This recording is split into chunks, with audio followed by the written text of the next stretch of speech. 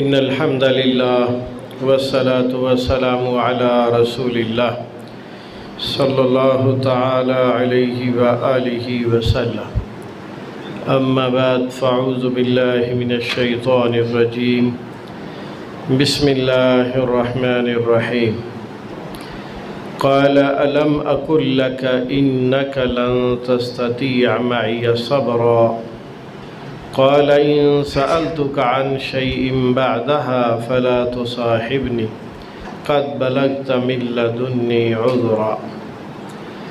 پارہ نمبر 16 ہے اور سورہ الکہف ہے۔ سورہ الکہف 15ویں پارے میں شروع ہوئی ہے، نصف کے قریب، اور سورہ الکہف جو ہے یہ نصف کے بعد شروع ہوئی ہے۔ اس کا تقریباً آدھا پارہ 15ویں پارے میں ہے اور ایک پاؤ 16ویں پارے میں ہے۔ الکہف کا معنی غار ہوتا ہے۔ اس میں ایک واقعہ ہے اصحاب کہف کا۔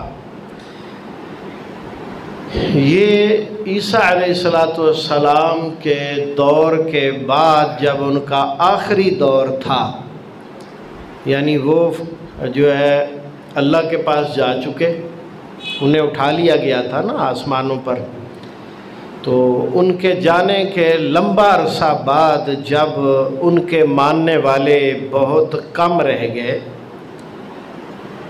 اور اتفاق سے اس دور میں ایک ایسا بادشاہ مسند بادشاہت پر بیٹھ گیا جس نے عیسائیت پر پابندی لگا رکھی تھی۔ اسے جب معلوم ہوتا کہ فلاں شخص عیسائیت کا ماننے والا ہے تو اسے وہ پکڑوا کر جو ہے نا وہ کوڑے مارتا تھا اور سخت سے سخت سزائیں دیتا تھا اور مجبور کرتا تھا کہ تو عیسائیت کو چھوڑ دے، اور وہ جو ہے بے دینی کی دعوت دیتا تھا، وہ کسی چیز کو نہیں مانتا تھا۔ تو اس دور میں چونکہ اس دور کے آخری نبی عیسیٰ علیہ السلام تھے، تو ان کے ماننے والوں میں جو ہے چند لوگ، اس وقت تو وہی اسلام تھا نا جی، کیونکہ محمد کریم صلی اللہ علیہ وسلم تشریف نہیں لائے تھے، اور ان سے پہلے موسیٰ علیہ السلام کا دور تھا تو یہودی اس وقت کے مسلمان تھے، تو یہ عیسائیت کا آخری دور تھا۔ تو یہ یعنی نبی علیہ السلام کی آمد سے متصل پہلے کا جو ہے وہ علاقہ اور ایریا ہے۔ تو یہ بات ہے فلاڈیلفیا کی، ایک علاقہ ہے جس کا نام فلاڈیلفیا ہے، کہتے ہیں یہ اردن میں ہے۔ موجودہ جو ہمارے ممالک کی تقسیم ہوئی ہے اس میں یہ اردن میں آتا ہے فلاڈیلفیا۔ تو وہاں کے شہر سے قریب ایک پہاڑی سلسلہ تھا، یہ کوئی 7 8 9 نوجوان جو ہیں یہ وہاں کے بادشاہ سے اپنی جان بچا کر بھاگے اور ایک غار میں جا کے پناہ لے لی۔ ان کا واقعہ رب العزت نے یہاں شروع کیا ہے سورہ الکہف کی آیت نمبر 9 سے، ام حسبت ان اصحاب الکہف والرقیم کانوا من آیاتنا عجبا، کیا تم اصحاب کہف کے بارے میں جانتے ہو کہ وہ ہماری آیات میں سے بڑے عجیب تھے۔ اذ ابى الفتية الى الكهف، جب وہ ایک غار کی طرف انہوں نے پناہ لی اور انہوں نے اللہ سے دعا کی، ربنا آتنا من لدنک رحمہ، اے مالک اپنی طرف سے ہمیں رحمت عطا فرما۔ انہوں نے پہلی دعا جو مانگی، اے اللہ ہمیں اپنی طرف سے رحمت عنایت فرما، وہیّ لنا من امرنا رشدا، اور ہمارے معاملات میں رہنمائی فرما۔ تو اللہ کہتے ہیں فضربنا علی آذانہم فی الکہف سنین عددا، ہم نے ان کے کانوں پر ضرب لگا دی، یعنی وہ سو گئے اور پھر اٹھے نہیں، سو گئے غار میں اور پھر اٹھے نہیں، یہاں تک کہ 3 صدیاں اور 9 سال گزر گئے۔ 3 صدیاں اور 9 سال، فوت نہیں ہوئے، سوئے رہے۔ جب اٹھے تو ایک دوسرے کو دیکھا، پوچھا ہاں بھائی کتنی دیر ٹھہرے ہو؟ تو سورج کو دیکھا کہ جب ہم آئے تھے تو وہ ادھر تھا، اب یہاں آ گیا ہے تو ایک دن ہے یا دن کا کچھ حصہ ہے، بس اسی طرح ہے۔ تو کہنے لگے جی بڑی بھوک لگی ہے، پیسے نکالو بھی روٹی لے کے آئے۔ اس دور جس دور میں وہ تھے چاندی کے کوئی سکے تھے تو انہوں نے چاندی نکالی، ایک ساتھی کو دی، جا دیکھ کے اچھی طرح کو حلال جگہ سے کھانا لے کے آنا، چھپ چھپا کے جانا، کسی کو پتہ نہ چل جائے۔ اب جب وہاں جا کے اس نے تنور سے روٹی پکڑی، اس کو پیسے دیے تو پیسے دیکھ کے بندہ ہکا بکا، یہ کیڑے علاقے دی کرنسی، یہ کون ہے تو بھائی، تینوں کو خزانہ لبیا؟ مطلب وہ گالی پہ گئے نا۔ تو پکڑ کے اس کو جو ہے وہ موجودہ دور کے بادشاہ کے پاس لے گئے، اور اس وقت جو حالات تھے وہ بالکل بدل چکے تھے۔ 3 صدیوں کے بعد عیسائیت کی باقاعدہ بادشاہت آ چکی تھی۔ اس وقت جو بادشاہ تھا وہ بہت اچھا اور مسلمان تھا۔ تو اس نے اس سے پوچھا ہاں بھائی کیا معاملہ ہے؟ تو اس نے بتایا ابھی کوئی معاملہ نہیں ہے، ابھی کل کی بات ہے، ہم یہاں شہر سے غار میں گئے ہیں اور جو ہے آج ہم کھانا لینے آئے ہیں، اور یہ ہمیں کہتے ہیں کہ تمہارے پاس خزانے ہیں اور تم یہاں کے لوگ ہی نہیں ہو، اور یہ عجیب و غریب بات ہے، ہمیں سمجھ نہیں آ رہی۔ تو بادشاہ بھی سمجھا کہ یہ جھوٹا آدمی ہے، جھوٹ بول رہا ہے، تو اس نے پینٹی شینٹی لگائی اس کی، ہاں جی۔ تو بالآخر جو ہے وہ نتیجہ یہ ہوا کہ اسے کچھ یاد آ گیا۔ پھر اس نے جو ہے، کیونکہ جو آخری لمحہ تھا غار میں جانے سے پہلے، وہ جو پرانا ان کے دور کا بادشاہ وہ بھی اس کی پینٹی لگا رہے تھے نا، تو اس کو وہ پرانے کوڑے پھر یاد آئے، تو پھر اس نے پھر ساری کہانی جو ہے نا وہ بتائی۔ تو پھر معلوم ہوا کہ یہ تو کوئی 3 صدیاں پہلے کے لوگ ہیں، اور پھر وہ بادشاہ اور اس کے ساتھ لوگ مل کے وہاں گئے اور جا کے دیکھا کہ یہ تو اللہ کی یعنی قدرت کا کرشمہ ہے کہ یہ لوگ 3 صدیاں اور 9 سال سوئے رہے۔ اور پھر جو ہے یہ سارا ان کے متعلق رب العزت جو ہے وہ ذکر فرما رہے ہیں۔ یہ ایک لمبا واقعہ ہے اور کافی لمبا واقعہ ہے۔ تو یہ جو ہے اللہ تعالیٰ ان کے متعلق کہتے ہیں نحن نقص علیک نبأہم بالحق، اے محمد کریم صلی اللہ علیہ وسلم ہم آپ کے سامنے اصحاب کہف کا واقعہ حق کے ساتھ بیان کریں گے۔ انہم فتیۃ آمنوا بربہم، یہ چند نوجوان تھے جو اپنے رب پر ایمان لائے، وزدناہم ہدا، اور ہم نے انہیں ہدایت بڑی زیادہ دے دی، وربطنا علی قلوبہم، ہم نے ان کے دل مضبوط کر دیے، اذ قاموا، جب وہ کھڑے ہوئے، فقالوا ربنا رب السماوات والارض، اس دور میں اللہ کا نام لینا جرم تھا، اللہ کا نام لینا جرم تھا، اور یہ کھڑے ہو گئے، ڈٹ گئے، کہنے لگے جی ہمارا رب اللہ ہے، جو آسمانوں کا رب ہے، جو زمینوں کا رب ہے، لن ندعو من دونہ الہا، ہاں جی ہم اللہ کے سوا کسی اور الہ کی عبادت نہیں کریں گے، لقد قلنا اذا شططا، اگر ہم کہیں گے تو اللہ پر ہم جھوٹ باندھیں گے، ہؤلاء قوم اتخذوا من دونہ آلیہ، اور ان کی قوم نے اللہ کے سوا دوسرے معبود بنا رکھے تھے، لولا یاتون علیہم بسلطان بین، اور اس کی ان کے پاس کوئی واضح دلیل بھی نہیں تھی۔ تو اللہ کہتے ہیں فمن ازلم ممن افترا علی اللہ کذبا، اس شخص سے بڑا کون ظالم ہو سکتا ہے جو ڈائریکٹ اللہ پر الزام دے مارے، جو اللہ کے متعلق ہی کہہ ڈالے کہ اللہ ہی نہیں ہے، ہاں جی رب ہی نہیں ہے، کوئی کائنات کو بنانے والا ہی نہیں ہے، کوئی نظام چلانے والا ہی نہیں ہے۔ مجھے بڑی یہاں پیاری بات یاد آ گئی مولانا ثناء اللہ عمر تسری رحمہ اللہ کی، ان کا نا ایک دہریے سے مناظرہ ہو گیا۔ دہریہ ہوتا ہے جو اللہ کو نہیں مانتا، کہتا ہے یہ زمین آسمان خود بنے ہیں، خود ہی ختم ہو جائیں گے، یعنی وہ کسی چیز کے وجود کو نہیں مانتا۔ تو ثناء اللہ عمر تسری رحمہ اللہ ٹائم سے لیٹ ہو گئے، کافی لیٹ ہو گئے نا، اور جب پہنچے تو وہ مطلب اس کا صبر جواب دے چکا تھا، تو وہ کہنے لگا جی آپ عجیب آدمی ہیں، آپ ٹائم پر نہیں آئے، آپ نے ہمیں پریشان کیا۔ تو کہتے ہیں بھائی میری بات تو سن لو، بھائی کیا ہوا ہے؟ کہا میں نے آنا تھا دریا سے اس طرف سے، کشتی تھی نہیں، میں آ نہیں سکتا تھا، میں نے بڑا انتظار کیا، کشتی نہیں آئی، کشتی دریا کے دوسری طرف تھی۔ تو پھر میں نے اللہ سے دعا کی تو وہ درخت کٹنے شروع ہو گئے، پھٹے بننے شروع ہو گئے، کشتی بننی شروع ہو گئی، دریا میں آ گئی، میں بیٹھ گیا اور آ گیا۔ کہنے لگا مولوی صاحب پاگل ہو گیا جی، ہاں جی مولوی صاحب پاگل ہو گیا جی، یہ کیویں ہو سکتا ہے؟ درخت بھی کٹ جان، پھٹے بھی بن جان، کشتی بھی بن جائے۔ ثناء اللہ مرتصر رحمہ اللہ ہنس پڑے، کہتے ہیں میری ایک کشتی تے بڑا اعتراض ہے، پوری کائنات تینوں نظر نہیں آتی، انا ہے۔ کوئی مناظرہ نہیں ہوا، اسی بات پر فتح ہو۔ اہل علم اس طرح ہوا کرتے تھے، جب اللہ کے لیے بندہ نکلتا ہے نا تو پھر لڑنا نہیں پڑتا۔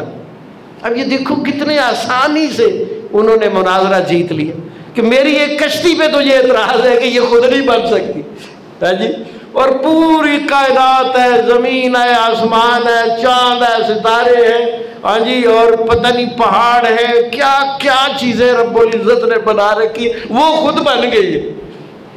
تو وہ اس کا کوئی جواب نہیں دے سکا اور ہار گیا۔ اللہ اکبر۔ تو یہ ہر دور میں اس طرح کے بے دین لوگ ہوتے ہیں۔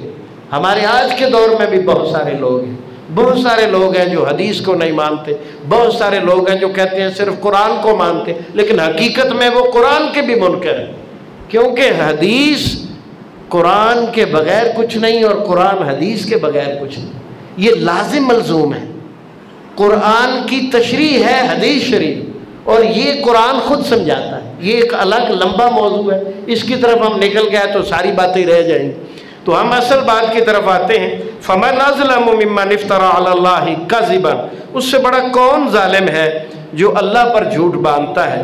وَإِذِ اعْتَزَلْتُمُوهُمْ وَمَا يَعْبُدُونَ إِلَّا اللَّهَ فَأْوُوا إِلَى الْكَهْفِ، تو یہ لوگ جو ہیں لوگوں سے ڈرتے ہوئے گھبراتے ہوئے غار کی طرف چلے گئے، اور رب العزت نے ان کے اوپر رحمت کی، اور جب یہ غار میں سوئے تو غار کا کوئی بناوٹ کچھ اس طرح کی تھی کہ سورج گزرتا تھا تو ان کے اوپر سے ہو کے گزرتا تھا، یعنی انہیں روشنی، ہاں جی، اور جو ہے نا ہوا وغیرہ میسر تھی اس غار کے اندر، ہاں جی۔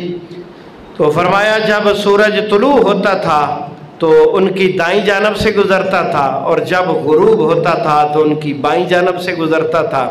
ذالک من آیات اللہ، یہ اللہ کی نشانیاں ہیں۔ فہو اپنا ذالک من آیات اللہ من یہد اللہ، جس کو اللہ ہدایت دے اسے کوئی منع نہیں کر سکتا، اور جسے اللہ گمراہ کر دے اسے کوئی ہدایت نہیں دے سکتا۔ وَتَحْسَبُهُمْ أَيْقَاظًا، اللہ کہتے ہیں وہ غار میں سوئے ہوئے تھے، اگر انہیں کوئی دیکھتا تو یوں محسوس کرتا یہ جاگ رہے، کیونکہ وہ کروٹیں بدلتے تھے، جیسے سوتا ہوا آدمی کروٹیں بدلتا ہے، ہاں جی۔ تَحْسَبُهُمْ أَيْقَاظًا، تم ان کو جاگتے ہوئے محسوس کرو گے، وَهُمْ رُقُودٌ، حالانکہ وہ سوئے ہوئے تھے۔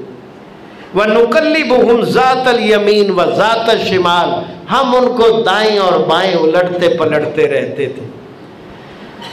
وَقَلْبُهُمْ بَاسِطٌ ذِرَاعِهِ بِالْوَسِيدِ، اور ان کا کتا جو ہے وہ غار کے باہر دہلیز کے اوپر بیٹھا جو ہے وہاں پر بیٹھا تھا اپنی بازو بچھا کر۔ لَوِ اطَّلَعْتَ عَلَيْهِمْ لَوَلَّيْتَ مِنْهُمْ فِرَارًا، اگر تم ان کو دیکھنے کے لیے جاتے تو ان کے رعب کی وجہ سے تم واپس دوڑ لگا دیتے۔ اللہ کے ولیوں کا ایک رعب ہوتا ہے، جو صاحب ایمان لوگ ہوتے ہیں ان کے چہرے پر نور بھی ہوتا ہے اور ایک رعب بھی ہوتا ہے، عام آدمی ان سے بات نہیں کر پاتا۔ اللہ اکبر۔ تو اس کے بعد اللہ کہتے ہیں کذالک بعثناہم، پھر ہم نے انہیں اٹھایا، لیتسالوا بینہم، تاکہ وہ ایک دوسرے سے سوال کریں۔ قال قائل منہم کم لبثتم، ان میں سے ایک نے پوچھا دوسرے سے، ہاں بھائی کتنی دیر ٹھہرے ہو؟ قالوا لبثنا یوما او بعض یوم، ایک دن یا دن کا کچھ حصہ۔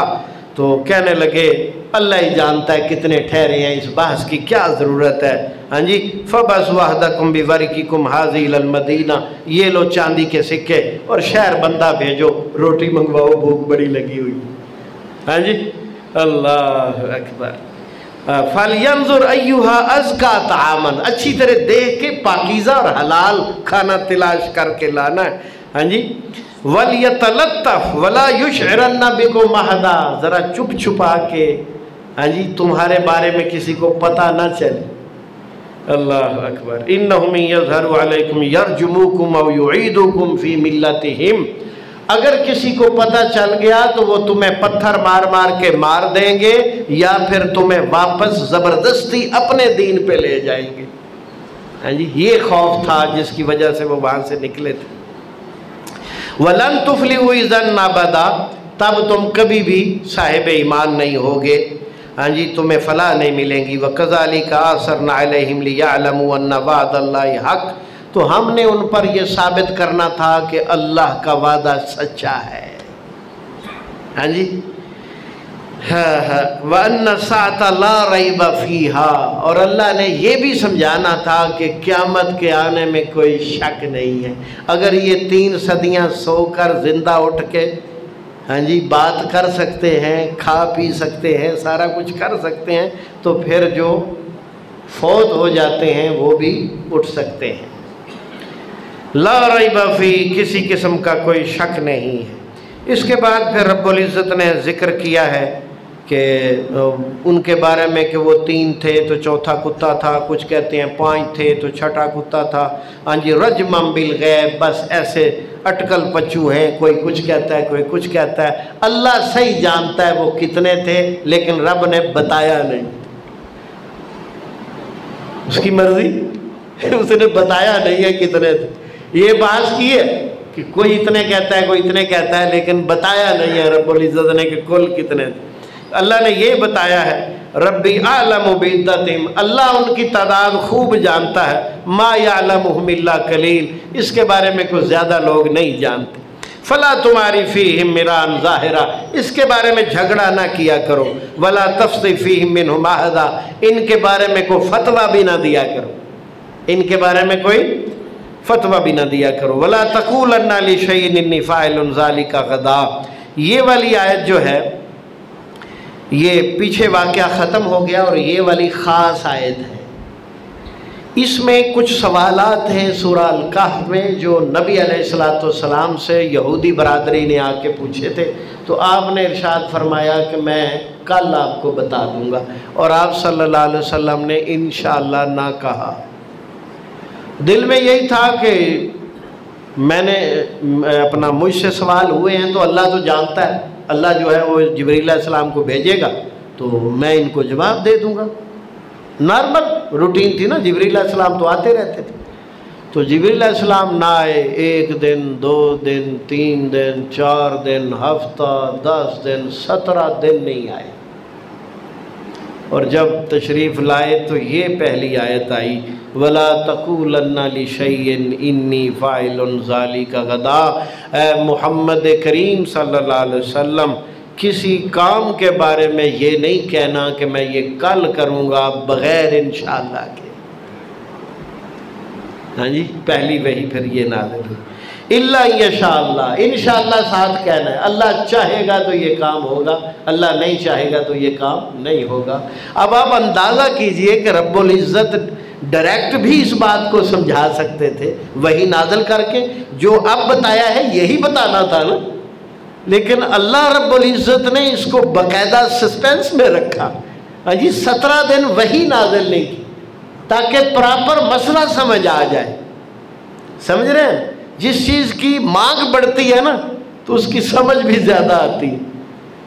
تو یہ ایک باقاعدہ علم ہے کہ جب تک اگلے بندے کو طلب نہ ہو تب تک علم نہ دیا جائے، تو جب طلب بہت زیادہ بڑی اللہ سے عرض کی تو پھر یہ وحی نازل ہوئی۔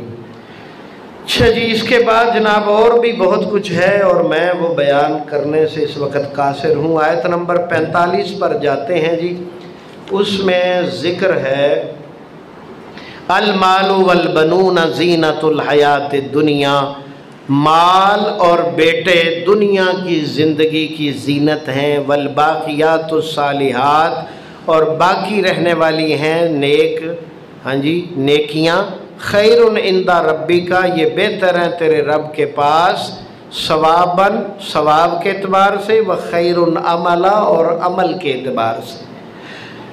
اس آیت مبارکہ کی تفسیر میں مفسرین لکھتے ہیں کہ مال اور بنون، مال اور بیٹے واضح ہیں، اس کو دنیا کی زینت کہا، اور باقیات الصالحات سے مراد بیٹیاں ہیں، باقیات الصالحات سے مراد بیٹیاں ہیں، یہ انسان کے لیے سب سے اچھی ہوتی ہیں۔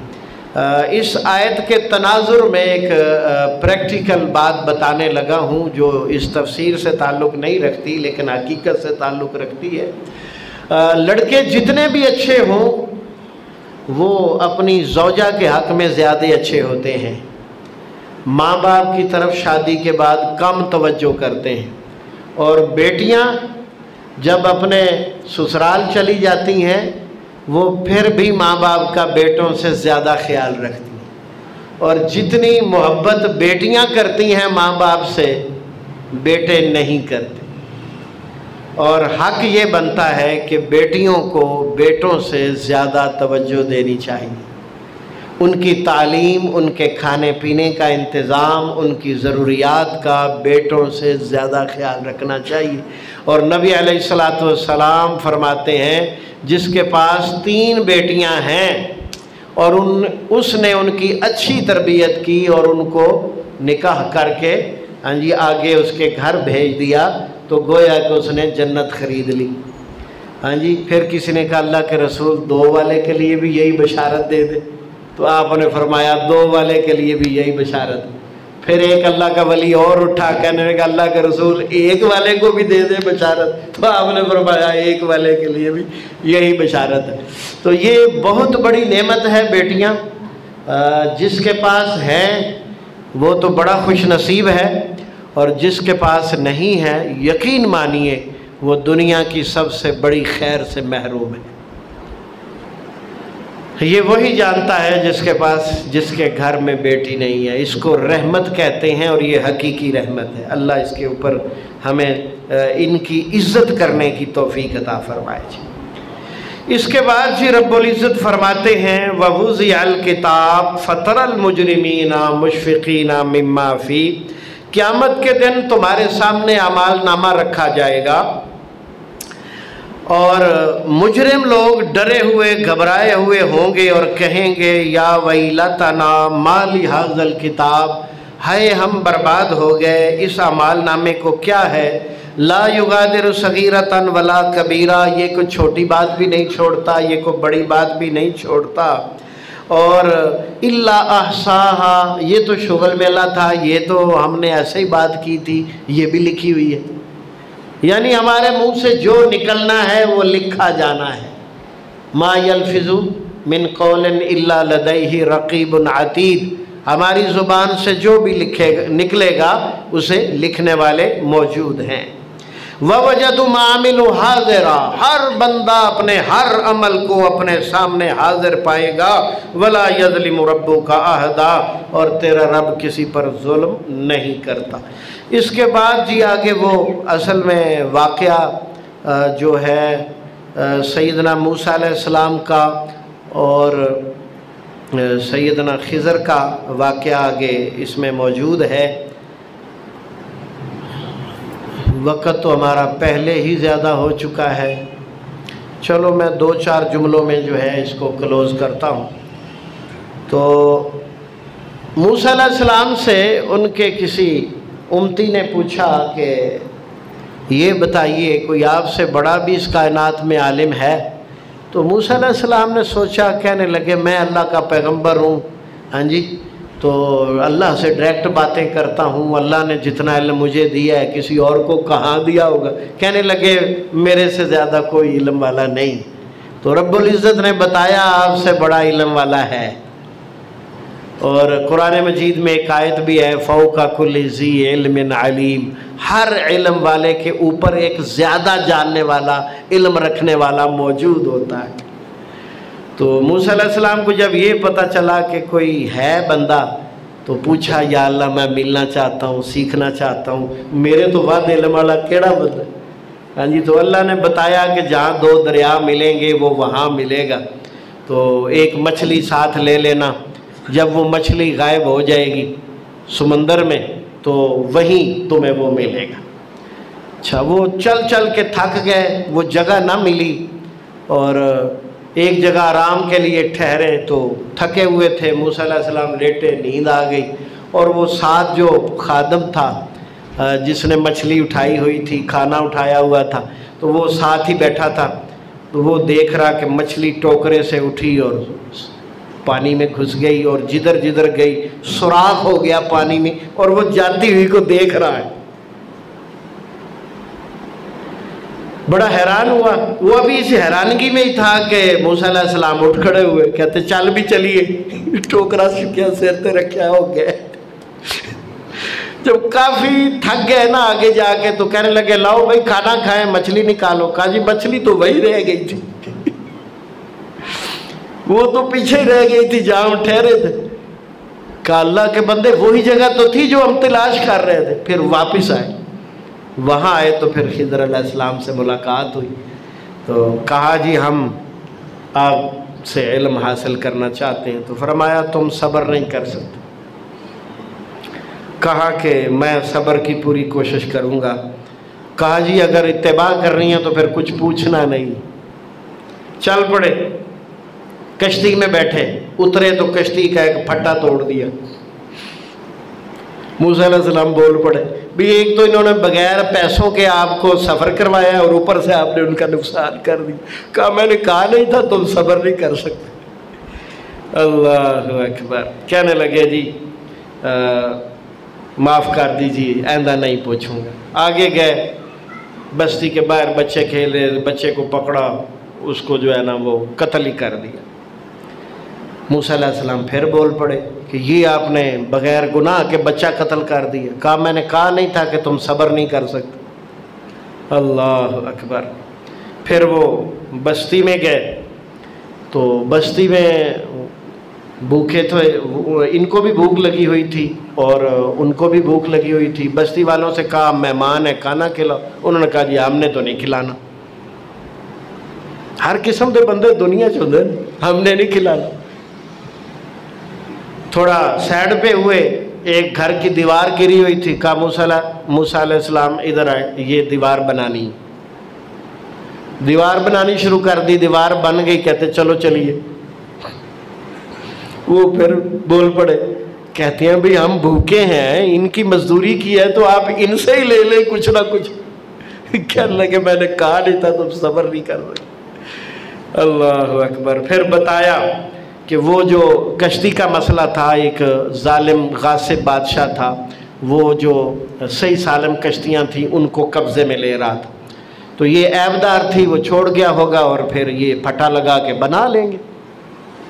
وہ بچہ جو تھا اس کے متعلق اللہ کا فیصلہ یہ تھا کہ اللہ اس کے والدین کو اس سے کوئی نیک بچہ دینا چاہتا ہے، تو یہ کام میں نے اللہ کے حکم سے کیا ہے۔